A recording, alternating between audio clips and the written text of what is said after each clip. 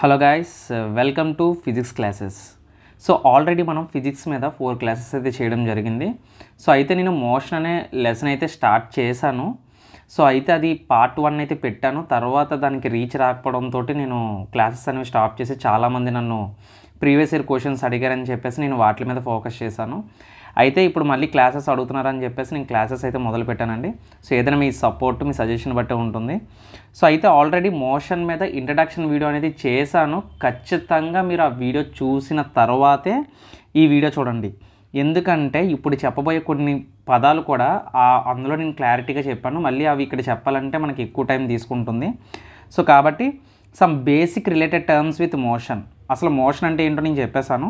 So మోషన్లో ఉండే కొన్ని టర్మ్స్ అంటే ఏంటో సో సింపుల్గా మనం తెలుసుకొని, అంటే హెవీ లెంతీ ఫార్ములా, అది లెంతీ కాన్సెప్ట్లు కాకుండా, డెఫినేషన్లు కాకుండా సింపుల్గా మాట్లాడుకుందాం. ఓకేనా? సో ఇప్పుడు నౌ డిస్టెన్స్. సో డిస్టెన్స్ అనగానే సో మోషన్ పరంగా మనకి డిస్టెన్స్ అంటే ఏంటవుతుందంటే, ఒక బాడీ ఒక చోటు నుంచి ఇంకో చోటుకి వెళ్ళడాన్ని మనం డిస్టెన్స్ అంటాం. ఓకేనా?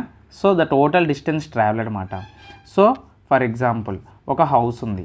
సో ఒక హౌస్, ఇంకో హౌస్ ఇక్కడ ఉంది. ఓకేనా? ఈ హౌస్కి నువ్వు ఎలాగైనా వెళ్ళావు, ఇలా వెళ్ళావు. సో ఇక్కడ మనం డిస్టెన్స్ అని ఏం చెప్తామంటే, టోటల్ డిస్టెన్స్ నువ్వు ఎంతైతే ట్రావెల్ చేసావో టోటల్ డిస్టెన్స్ ఈజ్ ట్రావెల్డ్. లేదు అంటే నీ ఇల్లు ఇక్కడ ఉంది, నీ ఫ్రెండ్ వాళ్ళ ఇల్లు ఇక్కడ ఉంది. సో నువ్వు ఇలా వచ్చి నీ ఫ్రెండ్ వాళ్ళ ఇంటికి ఇలా వెళ్ళావు. సో ఇదొక 5 కిలోమీటర్స్, ఇదొక 5 కిలోమీటర్స్ అనుకుందాం. సో అప్పుడు నువ్వు ఎంత ట్రావెల్ చేసినట్లు? 10 కిలోమీటర్స్ ట్రావెల్ చేసినట్లు. అంటే టోటల్ డిస్టెన్స్ ట్రావెల్ని మనం డిస్టెన్స్ అంటాం అన్నమాట. ఓకేనా? చాలా అంటే చాలా ఈజీ. అయితే నువ్వు ఎంత దూరం అయితే నడిచావో, అందుకే డిస్టెన్స్ని మనం ఏమంటామంటే స్కేలార్ క్వాంటిటీ అంటాం. డిస్టెన్స్ని మనం ఏమంటాం? స్కేలార్ క్వాంటిటీ అంటాం. అసలు స్కేలార్ క్వాంటిటీ అంటే ఏంటి, వెక్టార్ క్వాంటిటీ అంటే ఏంటో నేను వీడియో కూడా చేశాను. కావాలంటే ఒకసారి మీరు దాన్ని చూడండి. సో ఇప్పుడు డిస్టెన్స్కి ఎగ్జాంపుల్ నేను ఏం చెప్తానంటే, ఇది ఇంపార్టెంట్ బిట్ అండి మనకి. సో యాక్చువల్గా ఓడోమీటర్ మీరు ఎప్పుడైనా చూసారా? కార్స్లో ఉంటుంది. ఓడోమీటర్ మనం చూసినట్లయితే కారు, ఇది ఒక ఓడోమీటర్ అనేది ఒక డివైజ్ అండి. ఓకేనా? ఇది ఒక డివైజు. ఎందులో ఉంటుందంటే మనకి కారులో ఉంటుంది. ఇది ఏం చేస్తుంది, మన కార్లో ఎంత distance, measure the distance travelled by the vehicle. Measure the distance travelled by vehicle మాట. Travelled by vehicle. Okay? So vehicle, odometer అనేది ఒక డివైజు. ఇది కార్లో ఉంటుంది. మనకి కారు ఎంత దూరం అయితే ట్రావెల్ చేస్తుందో చెప్తుంది అనమాట. మనకి ఎంత డిస్టెన్స్ ట్రావెల్ చేసింది కారు అని చెప్పేది ఏంటంటే ఓడోమీటర్. మీకు బిట్స్లో బాగా యూజ్ అవుతుంది ఈ డివైస్ పేరు అనేది. ఓకేనా? సో నెక్స్ట్ టర్మ్ వచ్చేసరికి డిస్టెన్స్ అందరికీ అర్థమైంది అనుకుంటున్నానండి. సో ఏమైనా డౌట్స్ ఉంటే మీరు కింద కామెంట్ సెక్షన్లో కామెంట్ చేయండి. ప్రతి ఒక్కరికి నేను రిప్లై ఇస్తాను. నెక్స్ట్ టర్మ్ వచ్చేసరికి పాత్ లెంత్. పాత్ అంటే ఏంటండి? పాత్ అంటే దారి. ఓకేనా? పాత్ లెంత్ అంటే సో ఇప్పుడు మనకి ఇనీషియల్ అండ్ ఫైనల్ పొజిషన్ ఏదైతే కలుపుకుంటూ వెళ్తుందో, సో అలాంగ్ విత్ పాత్ మాట. సో దాన్ని మనం పాత్ లెంత్ అంటాం. అంటే ఇప్పుడు ఒక పాయింట్ నుంచి ఇంకో పాయింట్కి నువ్వు చేరుకోవాలి, సమ్ పర్టికులర్ పాయింట్. సో ఇప్పుడు ఇది పాత్ లెంత్ అవుతుంది అన్నమాట. So length of the curve అనేది ఇప్పుడు ఎలాగైనా అవ్వచ్చు. ఇప్పుడు సర్క్యులర్గా తిరిగావు. సో ఈ సర్క్యులర్గా తిరిగింది కూడా ఏమవుతుంది, ఇది పాతే అవుతుంది. ఓకేనా? సో అది మాట. సో ఇది ఇనీషియల్ పొజిషన్ అనుకుంటే, దీన్ని ఫైనల్ పొజిషన్ అనుకుంటాం అన్నమాట. ఎప్పుడైనా గుర్తుపెట్టుకోండి, ఇనీషియల్ పొజిషన్ని మనం యూ అని, ఫైనల్ పొజిషన్ని వి అని అనుకుంటాం. ఓకేనా? ఫిజిక్స్లో మ్యాక్సిమం ఫిజిక్స్లో మీకు ఇనీషియల్ పొజిషన్ని యూ అని, ఫైనల్ పొజిషన్ని వి అని, సో ఇలా మనం ఇటువంటి టర్మ్స్తో మనం రిలేట్ చేసుకుంటాం అన్నమాట. సో నెక్స్ట్ టర్మ్ వచ్చేసరికి స్పీడ్.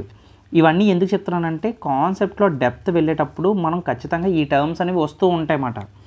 సో అందుకే మనం చెప్పుకుంటూ ఉంటాం. ఓకేనా? సో అది స్పీడ్ అంటే ఏం లేదండి, సింపుల్ మనం చిన్నప్పటి నుంచి నేర్చుకున్నదే, డిస్టెన్స్ బై టైం. ఓకేనా? ఇది ఫార్ములా మీ అందరికీ తెలుసు, డిస్టెన్స్ బై టైము. సో డిస్టెన్స్ని మనం ఇక్కడ ఏమంటారంటే ఫిజిక్స్లో ఎస్ అంటారు కొంతమంది. సో టైంని టీ అనుకుంటారు, కొంతమంది డి అనుకుంటారు. సో స్పీడ్ నేమించో వి అనుకుంటారు. ఓకేనా? అది ఎలా అయినా పర్వాలేదు. కొంతమంది ఎస్ అనుకుంటారు. సో అది టర్మ్స్ అనేవి మనం ఎలా తీసుకున్నా సరే కాన్సెప్ట్ అనేది సేమ్ ఉంటుంది. అయితే స్పీడ్ అనేది మనం ఎలా చెప్తామంటే, అయితే ఇప్పుడు ఒక పొజిషన్, ఒక ఆబ్జెక్ట్ అనేది ఎనీ డైరెక్షన్ ఒక ఆబ్జెక్ట్ అనేది పొజిషన్ని చేంజ్ చేసుకుంటే విత్ రెస్పెక్ట్ టు టైం దాన్ని స్పీడ్ అంటాం. అంటే సింపుల్ టర్మ్స్లో ఏమని చెప్పాలి, ఏ ఆబ్జెక్ట్ చేంజ్ లేదంటే a object change of position, okay అలా రాద్దాం. Change of position in any direction, particular direction అని చెప్పట్లేదు, in any direction with time,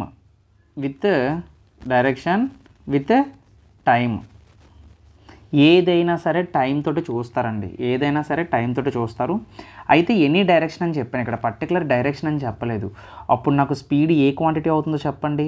so direction లేదు కాబట్టి ఇది నాకు స్కేలార్ క్వాంటిటీ అవుతుంది. నేను ఆల్రెడీ అందులో చెప్పాను వీడియోలో స్పీడ్ కోసం, ఓకేనా. స్పీడ్ యొక్క ఫార్ములా ఏంటంటే డిస్టెన్స్ బై టైం అని మనం చెప్పుకోవచ్చు. So it is a scalar quantity. మరి స్పీడ్ యొక్క SI యూనిట్ ఏంటి? SI unit system of international, so standard Indian units అని అంటారు కొంతమంది. So metre per system of international unit ఏంటి? SI unit metre per second. మరి దీని యొక్క డైమెన్షనల్ ఫార్ములా ఇవన్నీ నేను చెప్పాను యాక్చువల్గా, కాకపోతే మళ్ళీ ఒకసారి మీకు గుర్తు చేయాలని చెప్పేసి నేను ఇక్కడ రాస్తున్నాను. డైమెన్షనల్ ఫార్ములా మీకు చెప్పాను, డైమెన్షనల్ ఫార్ములా ఎలా రాయాలో కూడా నేను చెప్పాను, ఓకేనా.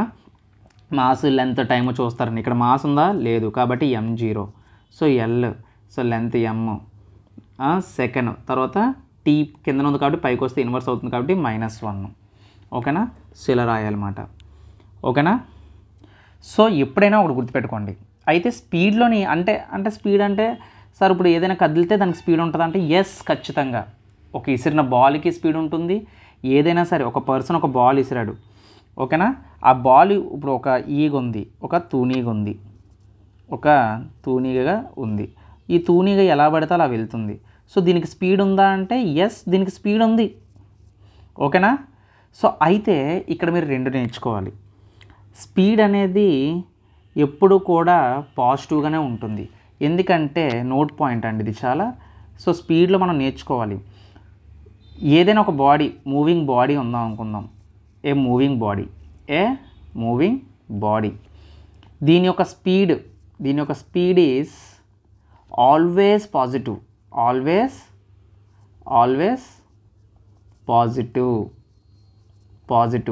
నేను నోట్స్ రాస్తున్నాను కదండి, ఈ నోట్స్ని మీరు కూడా రాసుకోండి, లేదంటే స్క్రీన్ షాట్ తీసి నేను టెలిగ్రామ్ గ్రూప్లో పెడతాను, కావాలంటే మీరు అక్కడ నోట్స్ని రాసుకోవచ్చు. ఎందుకంటే ఈ పాయింట్స్ అనేవి మనకు చాలా ఇంపార్టెంట్. ప్రాక్టికల్గా అడుగుతాడు అన్నమాట క్వశ్చన్స్ అన్నీ కూడా. స్పీడ్ అనేది నెగిటివ్ అవుతుందా? స్పీడ్ అనేది ఎప్పుడైనా నెగిటివ్ అవుతుందా? Speed is always positive and can never be negative. ఎందుకు నెగిటివ్ అవ్వాలి? బికాజ్ దీనికి డైరెక్షన్ లేదు అండ్ జీరో, ఇది జీరో అవ్వదు, నెగిటివ్ అవ్వదు. స్పీడ్ ఎప్పుడు కూడా పాజిటివే. ఈ పాయింట్ చాలా చాలా ఇంపార్టెంట్, ఎగ్జామ్లో ఎక్కువగా మనకి అడుగుతూ ఉంటాడు. అసలు స్పీడ్కి ఎందుకు సార్, ఎందుకు అది జీరో అవ్వదు అంటే స్పీడ్ ఎందుకు జీరో అవ్వాలి? అసలు ఒక మూవింగ్ ఆబ్జెక్ట్ ఉన్నప్పుడు ఆ మూవింగ్ ఆబ్జెక్ట్ని ఎప్పుడు మనం పాజిటివ్గానే కన్సిడర్ చేస్తాం. అంటే దానికి ఒక పర్టికులర్ వాల్యూ ఉంటుంది, అది ఎనీ డైరెక్షన్ అవ్వచ్చు. ఎందుకు నెగిటివ్ అవ్వదు అంటే సో మీరు నెక్స్ట్ లెసన్లో నేర్చుకుంటారు, ఏంటి వెలాసిటీలో నేర్చుకుంటారు, పాజిటివ్ అంటే ఏంటి, నెగిటివ్ అంటే ఏంటి అని చెప్పేసి, ఓకేనా. అప్పుడు నేను చెప్తాను. సో ఎందుకు అప్పుడు ఈ పాయింట్ మీకు మళ్ళీ నేను నోట్ చేస్తాను. అయితే స్పీడ్ ఇంతేనా అంటే లేదు, స్పీడ్లో రకాలు కూడా ఉంటాయి. ఆ రకాలు ఏంటో ఇప్పుడు మనం ఒకసారి చూద్దాం. So there are types of speeds, కొన్ని టైప్స్ ఉంటాయి స్పీడ్లో కూడా, కొన్ని రకాలు ఉంటాయి. ఏంట్రా ఆ రకాలు అంటే ఫస్ట్ వన్ వచ్చేసి ఇక్కడ రాస్తున్నాను చూడండి, okay. So types of speed. So first one వచ్చేసరికి యూనిఫామ్ స్పీడ్ అని మనం అంటాం అన్నమాట, యూనిఫామ్ స్పీడ్.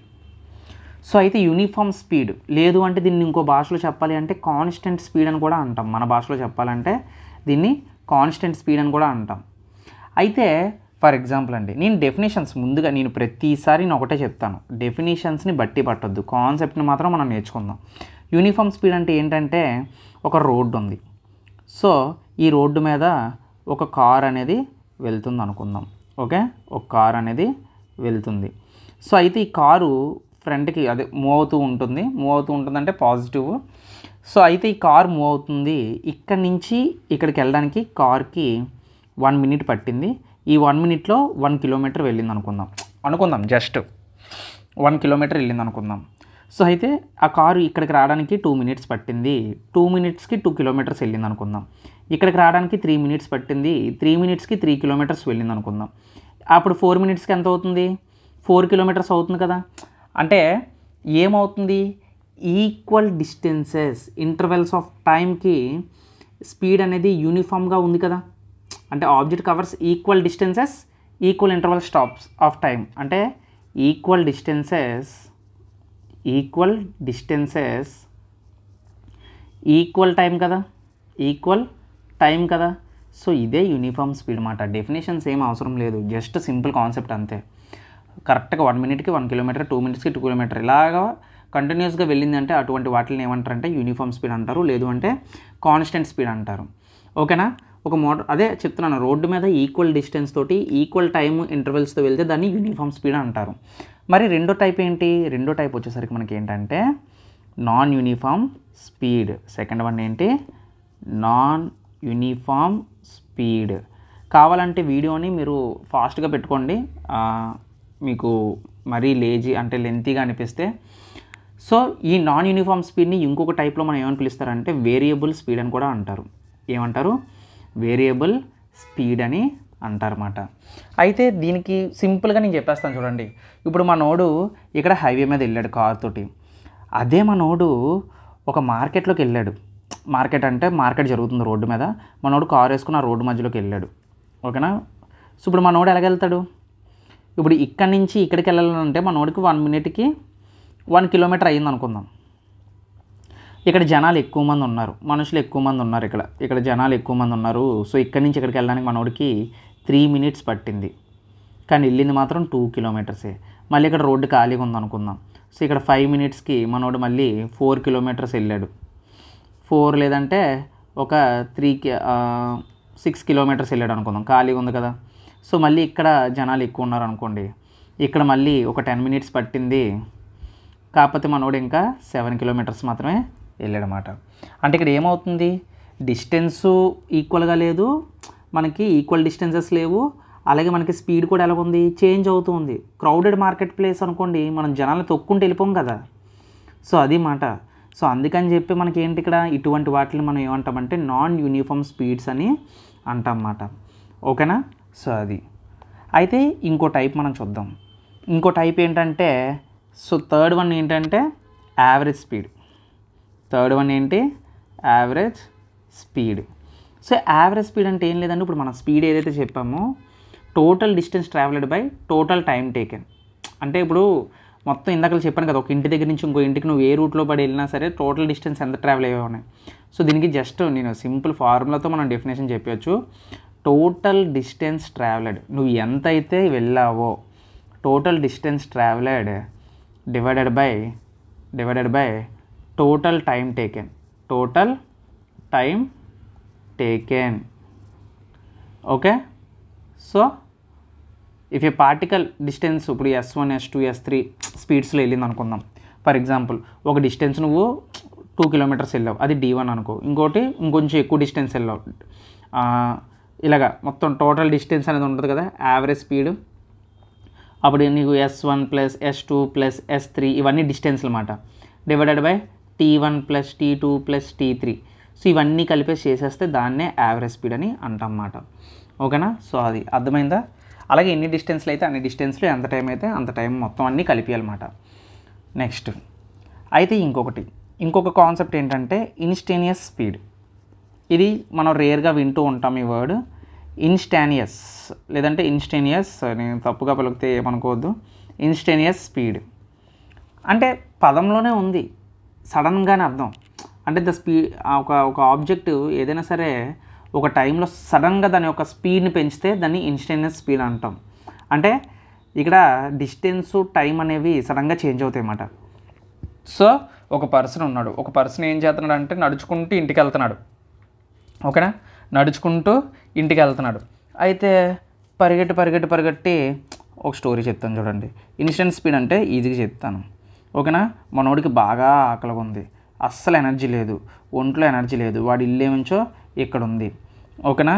అయితే మనోడు పరిగెడుతూ పరిగెడుతూ పరిగెడుతూ అలిసిపోతూ వెళ్తూ ఉంటున్నాడు అన్నమాట. అయితే ఇలా స్పీడ్ వస్తున్నాడు. మనోడి స్పీడ్ ఎంత ఉందంటే ఫస్ట్ 6 మీటర్ పర్ సెకండ్ ఉంది. పరిగెడుతూ పరిగెడుతూ ఎనర్జీ పోయిందన్నమాట మనోడికి.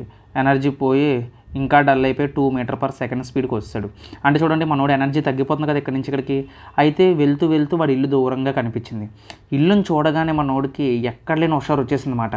సో ఇక్కడి నుంచి ఇక్కడికి వెళ్ళడానికి మనోడు ఏం చేశాడంటే ఇల్లు దగ్గరికి వస్తుంది కదా అని ఎక్కడా లేని ఎనర్జీ వచ్చేసి మనోడు వెంటనే ఇంకా ఫుల్ రేంజ్లోని ఒక రేంజ్లో పరిగెట్టాడు అన్నమాట, మహేష్ బాబు లాగా. సో వెంటనే మనోడి స్పీడ్ ఏమైందంటే 8 మీటర్ పర్ సెకండ్ వేగంతో పరిగెట్టాడు అన్నమాట ఇంటికి. సో ఇల్లు చూడగానే అంటే ఇక్కడ ఏమైంది, సడన్గా స్పీడ్ అనేది చేంజ్ అయిందన్నమాట. సో దీన్ని మనం ఇన్స్టెంట్ వెలాసిటీలో కూడా మనం చెప్తాం. అంటే the speed at A particular instant rate of time. So instant speed కూడా మనకి ఇది స్కేలార్లోకి వస్తుంది. ఓకేనా. మళ్ళీ మీకు ఆ డౌట్ రావచ్చు. The speed at a object or a person or a particular instant of time. అందుకే దీన్ని మనం ఇన్స్టెంట్ ఆఫ్ టైంలో కొలుస్తాం అన్నమాట. ఇన్స్టెంట్ టైంలో కొలుస్తాం. ఓకేనా. సో అది మాట, దీన్ని బట్టి మీరు అర్థం చేసుకోవచ్చు. సో నెక్స్ట్ కాన్సెప్ట్ వచ్చేసరికి అర్థమైందండి. సో నెక్స్ట్ కాన్సెప్ట్ ఇప్పుడు ఇన్స్టెంట్ స్పీడ్కి మనం ఏంటంటే చేంజ్ ఇన్ స్పీడ్, అదే change in distance divided by change in time. Delta అంటే ఎప్పుడైనా గుర్తుపెట్టుకోండి, నేను ఎప్పుడైనా డెల్టా అని ఇలా రాసాను అనుకోండి, దీని అర్థం చేంజ్ అని అర్థం. ఓకేనా. చేంజ్ అని అర్థం దాని అర్థం. ఓకేనా. సో లేదంటే డిఎస్ బై డిటీ అంటారు. డి అన్న డెరివేటివ్ అన్నమాట, అంటే change of distance divided by change of time. Okay. So next concept వచ్చేసరికి డిస్ప్లేస్మెంట్. డిస్ప్లేస్మెంట్. ఈ పదాలన్నీ నేర్చుకోవడానికి మనకు టైం పడుతుందండి. ఇవి నేర్చుకున్న తర్వాత మనకి లెసన్ అయిపోయినట్లే. లెసన్ ఆల్మోస్ట్ మనకి ఇలాగే ఉంటుంది. ఓకే. సో అది మాట. సో అయితే ఇందాక నేను చెప్పాను మీకు, ఒకటి హౌసు ఇక్కడ ఉన్నప్పుడు వాడు ఇక్కడి నుంచి వాడి ఫ్రెండ్ వాళ్ళ ఇంటికి వెళ్ళడానికి ఇక్కడ పట్టిందన్నమాట. సో ఇది మనం ఏం చెప్పాం, ద టోటల్ డిస్టెన్స్ ట్రావెల్డ్ అని చెప్పాం. ఇక్కడ నుంచి 5 కిలోమీటర్స్ అయితే ఇది 5 కిలోమీటర్స్ అయితే ఇది 5 కిలోమీటర్స్ అని చెప్పాం. కానీ డిస్ప్లేస్మెంట్లో మనం అలా చూడం. డిస్ప్లేస్మెంట్లో మనం డైరెక్ట్ షార్ట్ కట్ తీసుకుంటాం అన్నమాట. సో ఏం చేసాం ఇక్కడ, డైరెక్ట్ షార్ట్ కట్ చేసుకోం. అంటే ఇక్కడ ఏంటి, షార్ట్ పాత్ ఎంచుకున్నాం కదా. ఏం ఎంచుకున్నాం ఇక్కడ, షార్ట్ పాత్ ఎంచుకుంటాం. అంటే డిస్ప్లేస్మెంట్ ఏం లేదండి, ద షార్టెస్ట్ పాత్ ట్రావెల్డ్ అన్నమాట. Shortest path travelled. నువ్వు ఎంత తక్కువ దూరం అయితే నడిచావో దాన్ని మనం డిస్ప్లేస్మెంట్ అంటాం. ఓకేనా. ఒక బాడీ ఒక పొజిషన్ నుంచి ఇంకొక పొజిషన్కి మారినప్పుడు ఎంత తక్కువ దూరం, షార్టెస్ట్ డిస్టెన్స్ పాత్ అయినా అనొచ్చు, లేదంటే షార్టెస్ట్ డిస్టెన్స్ ఇలాగైనా అనొచ్చు. Shortest distance travelled. Shortest distance that is straight line between. అంటే ఇది యాక్చువల్గా చెప్పాలంటే వెక్టార్ అండి. డిస్ప్లేస్మెంట్ అనేది ఏంటి, వెక్టార్. వెక్టార్స్లో మీరు నేర్చుకుంటారు. అసలు వెక్టార్ అంటేనే డైరెక్షన్ అండి. ఓకేనా. ఎందుకు ఇప్పుడు నేను డిస్ప్లేస్మెంట్ని వెక్టర్ అన్నాను, because it has particular direction and magnitude. Magnitude అంటే మోషన్, కదులుతుంది, అంటే పొజిషన్ చేంజ్ అవుతుంది ఇన్ ఏ పర్టికులర్ డైరెక్షన్. ఇప్పుడు నాకు చెప్పండి, వీడు ఇక్కడి నుంచి ఇక్కడికి వస్తున్నాడు, పోనీ ఇది ఇనిషియల్ పాయింట్ అనుకుందాం. అప్పుడు ఇది ఏమవుతుంది, ఫైనల్ పాయింటే కదా అవుతుంది. స్ట్రైట్ లైన్ వచ్చింది కదా మనకి. సో స్ట్రైట్ లైన్ అనేది మనకి between the initial point and final point of the బాడీయే కదా. సో ఇప్పుడు డైరెక్షన్ కూడా ఉంది కదా. సో అందుకే దీన్ని మనం డిస్ప్లేస్మెంట్ అంటాము. ఇది వెక్టార్ క్వాంటిటీ అని మనం చెప్పొచ్చు అన్నమాట. ఓకేనా. సో దీని యొక్క ఎస్ఐ యూనిట్ ఏంటి, మనకి ప్రతి దానికి ఎస్ఐ యూనిట్ ఉంటుందండి, కొన్నిట్లకి ఉండదు, అది నేను చెప్తాను. ఎస్ఐ యూనిట్ అంటే ఏంటిది, మీటర్. ఎస్ఐ యూనిట్ ఏంటి, మీటర్. ఓకేనా. సో అది అయితే డిస్ప్లేస్మెంట్ అనేది మనకి 0 అవ్వచ్చు. ఓకేనా. డిస్ప్లేస్మెంట్ అనేది 0 అవ్వచ్చు. కొన్ని నోట్ పాయింట్స్ అనేవి చెప్తాను చూడండి. ఇప్పుడు స్టార్ పెట్టి ఎప్పుడు రాసినా మీరు అవి చాలా ఇంపార్టెంట్గా వినాలి. అయితే ఎప్పుడైనా ఒకటి గుర్తుపెట్టుకోండి, ఒక వ్యక్తి నడిచాడు అనుకుందాం, సర్కిల్ మోషన్లో నడిచాడు అనుకుందాం. చుట్టూ నడిచి తను ఎక్కడైతే స్టార్ట్ అయ్యాడో చివరికి అక్కడికి వచ్చి ఎండ్ అయ్యాడు. అప్పుడు అతని యొక్క డిస్ప్లేస్మెంట్ ఏదని అడిగాను అనుకోండి, అతని యొక్క డిస్ప్లేస్మెంట్ ఏమని చెప్తారు, అతని యొక్క డిస్ప్లేస్మెంట్ మోషన్ అనేది మోషన్ ఈజ్ 0 అని చెప్పాలి ఒక వ్యక్తి. ఎందుకంటే the displacement magnitude of displacement motion maybe 0 అయ్యే అవకాశం ఉంటుంది. ఓకే. సో అది మాట. అయితే టోటల్ పాత్ డిస్టెన్సు మనోడు నడిచింది డిస్టెన్స్ అయితే ఉంటుంది, డిస్టెన్స్ 0 అవ్వదు. కానీ డిస్ప్లేస్మెంట్ అక్కడ ఏమవుతుంది, ఒక వ్యక్తి సర్కిల్గా నడిచాడు, వీడు ఇక్కడ స్టార్ట్ అయ్యాడు, ఇక్కడ స్టార్ట్ అయ్యి మళ్ళీ ఇదే పొజిషన్లో వచ్చాడు ఇక్కడికి. సో అప్పుడు డిస్ప్లేస్మెంట్ ఏమవుతుంది, ఈ పాయింట్లో 0 అవుతుంది కదా. సో అది ఒకసారి బుర్ర పెట్టి ఆలోచించండి, మీకు అర్థమవుతుంది. ఓకేనా, పెద్ద కష్టమేం కాదు ఇది అర్థం చేసుకోవడానికి. సో అది అంటే దీన్ని బట్టి మనం డిస్ప్లేస్మెంట్ని ఏం చెప్పచ్చు, డిస్ప్లేస్మెంట్ కెన్ బి 0 అవ్వచ్చు, పాజిటివ్ అవ్వచ్చు, నెగిటివ్ అవ్వచ్చు. 0 పాజిటివ్ అవ్వచ్చు, నెగిటివ్ అవ్వచ్చు, 0 అవ్వచ్చు. ఓకేనా. అలాగే ఇంకొక ఇంపార్టెంట్ పాయింట్, డిస్ప్లేస్మెంట్ ఎప్పుడూ కూడా డిస్టెన్స్ కన్నా ఎక్కువ ఉండదు. Distance is greater than or equal to magnitude of the displacement. అంటే నన్ను అడిగితే డిస్టెన్సే పెద్దది ఎవరి మీద, డిస్ప్లేస్మెంట్ మీద, greater than or equal to అని చెప్పొచ్చు డిస్ప్లేస్మెంట్. అంతే తప్ప డిస్ప్లేస్మెంట్ ఎప్పుడు కూడా గుర్తుపెట్టుకోండి, displacement never greater than distance. Displacement ఎప్పుడు కూడా నెవర్ గ్రేటర్ దెన్, ఎప్పుడు కూడా డిస్టెన్స్ కన్నా ఎక్కువ ఉండదు, నెవర్ గ్రేటర్ దెన్ డిస్టెన్స్. నేను ఎందుకు ఇలా రాస్తున్నానంటే యాక్చువల్గా మీకు నోట్స్ ఇవ్వడానికండి. సో నోట్స్ అనేది ఇస్తే మీకు అర్థమవుతుంది కదా. సో ఈ క్లాసెస్ వింటూ ఈ నోట్స్ని కానీ మీరు చదివారంటే మీకు యూజ్ అవుతుందని చెప్పేసి నేను ఇలా రాస్తున్నాను. కాబట్టి మీకు యూజ్ ఉంటుంది గట్టిగా. ఓకే. సో అది అంటే డిస్టెన్స్ అనేది మనకి greater than or equal to displacement అని చెప్పచ్చు. అదే డిస్ప్లేస్మెంట్ అందుకే ఇలా కూడా రాయొచ్చు మీరు, displacement less than or equal to distance. అంతే కదా, లెస్ దెనే కదా డిస్టెన్స్ మీద. సో అది మాట. అప్పుడు ఏమవుతుంది, displacement divided by distance less than or equal to 1. అంటే దీన్ని బట్టి ఇక్కడ మనం ఏం చెప్పచ్చు, the ratio of the displacement and distance is always less than or equal to 1. 1 కన్నా వీటి యొక్క distance, ratio of displacement to distance ఏముంటుంది, 1 కన్నా 1తో ఈక్వల్ అయినా అవ్వాలి, లేదు అంటే 1 కన్నా తక్కువే ఉంటుంది, కానీ 1 కన్నా ఎక్కువ ఉండదని మనం చెప్పచ్చు అన్నమాట. ఇది ఒక important point. Okay. So I hope డిస్టెన్స్కి డిస్ప్లేస్మెంట్కి మీకు అర్థం తెలిసింది అనుకుంటున్నాను. ఓకేనా. సో డైరెక్షన్ అంటే డిస్ప్లేస్మెంట్ అంటే ఏం లేదు, డైరెక్షన్. ఓకేనా. దీన్ని మనం వెక్టార్తో రిప్రజెంట్ చేస్తాం, స్ట్రైట్ లైన్ కదా. సో స్ట్రైట్ లైన్ మనం వెక్టార్తో రిప్రజెంట్ చేస్తాం. ఓకే. సో అది నెక్స్ట్ టర్మ్ వచ్చేసరికి వెలాసిటీ.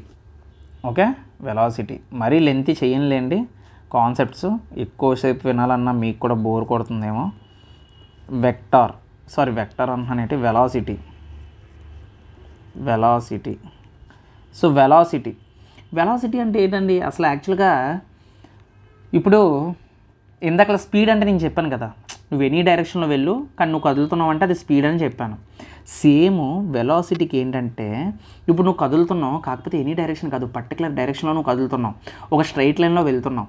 సో ఆ స్ట్రైట్ లైన్లో వెళ్తున్నప్పుడు నిన్నేమంటారు, అది డిస్టెన్స్ అంటామా డిస్ప్లేస్మెంట్ అంటామా? స్ట్రైట్ లైన్లో వెళ్తున్నామంటే వెక్టార్తో రిప్రజెంట్ చేస్తున్నామంటే దాని అర్థం ఏంటి, డిస్ప్లేస్మెంట్. నేను అదే కదా చెప్పాను ఇప్పుడు, డిస్టెన్స్కి డిస్ప్లేస్మెంట్కి అంటే నువ్వు విత్ టైంని కన్సిడర్ చేసుకొని టైంతో నువ్వేం చేయాలంటే rate of change of displacement.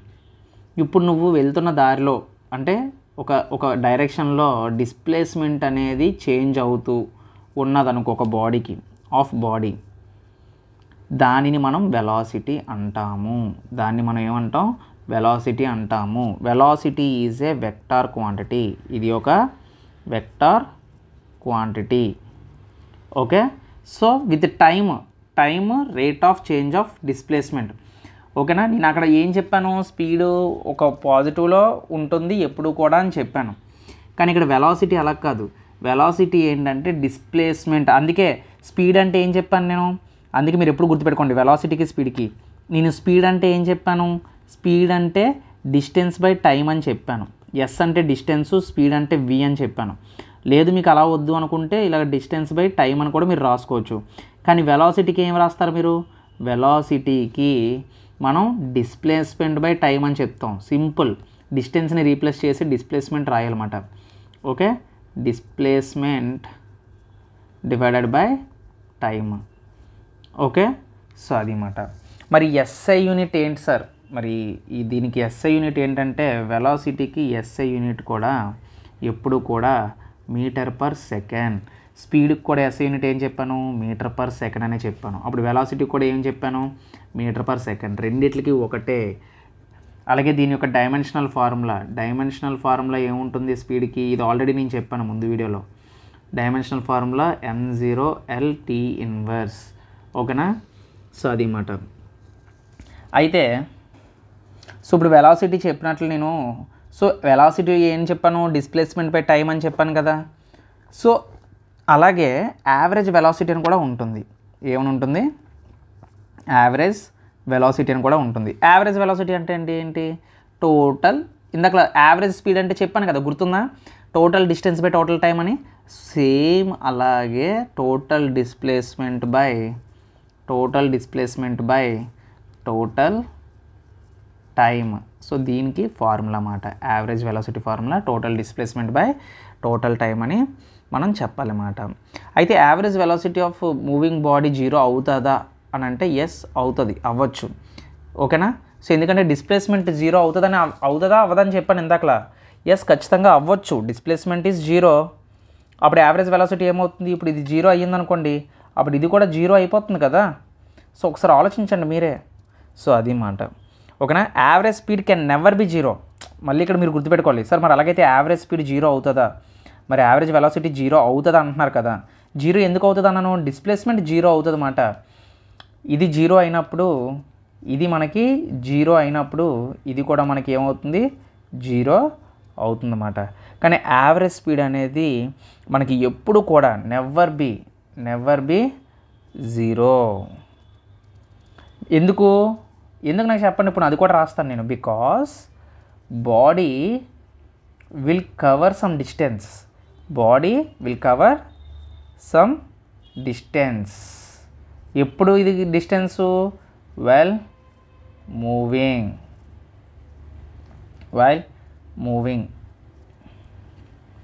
So అది డిస్ప్లేస్మెంట్. నేను ఆల్రెడీ చెప్పాను, డిస్టెన్స్ కన్నా displacement can never be greater than distance అని చెప్పాను. Average speed is always greater then the average velocity. అంటే అది గ్రేటర్ దెన్ అయినా అవ్వచ్చు. అందుకే ఇక్కడ ఇంకో పాయింట్ మీరు గుర్తుపెట్టుకోవాలి. సో ఇప్పుడు దీన్ని బట్టి మనం ఏం చెప్పచ్చు? యావరేజ్ స్పీడ్ అనేది ఎప్పుడు కూడా మనకి always greater than or equal to average speed is greater than or equal to average velocity అని మనం చెప్పచ్చు అన్నమాట. ఓకేనా? సో ఇది. సో దీని మీద మనం క్వశ్చన్లు కానీ చేసినట్లయితే కాన్సెప్ట్ మీకు అర్థమవుతుంది అన్నమాట. ఓకేనా? సో అయితే వెలాసిటీలో మీరు ఏం నేర్చుకోవాలంటే, అయితే వెలాసిటీలో ఒక ఆబ్జెక్ట్ చేంజ్ అవుతుంది అనుకోండి, అంటే మనం స్పీడ్ ఆర్ డైరెక్షన్ అంటే రెండు కూడా చేంజ్ అయితే దాన్ని మనం వెలాసిటీ అంటాం. ఓకేనా? వెలాసిటీ అంటే అది. సో మీరు ఇక్కడ చూసినట్లయితే ఇప్పటి వరకు మనం చెప్పిన క్లాస్ని నేను ఒక క్వశ్చన్ ఇచ్చాను. ఇది ప్రీవియస్ ఇయర్లో అడిగిన క్వశ్చన్. సో ఏ విధంగా అడిగాడో దీన్ని బట్టి మీరు ఈజీగా ఆన్సర్ చేయగలరో చూడండి. A boy starts from the point O నుంచి స్టార్ట్ అయ్యాడంట ఒక బాయ్. ఓకేనా? సో అయితే ఈ బాయ్ ఒక బాయ్ పాయింట్ ఓ ఏంటి? ఇది అనుకుందాం, వాడి ఇల్లు ఉంది, దీన్ని పాయింట్ ఓ అనుకుందాం. ఇక్కడ నుంచి వాడు స్టార్ట్ అయ్యాడంట. అయితే 50 మీటర్స్ వెళ్ళాడంట. ఓకేనా? ఎంత? 30 సెకండ్స్లో.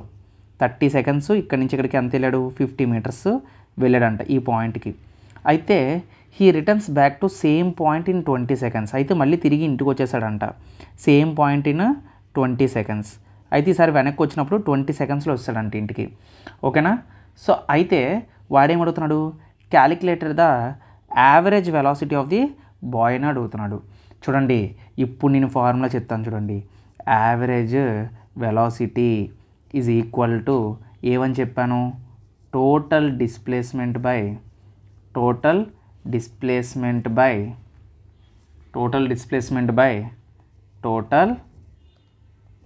టైమ్.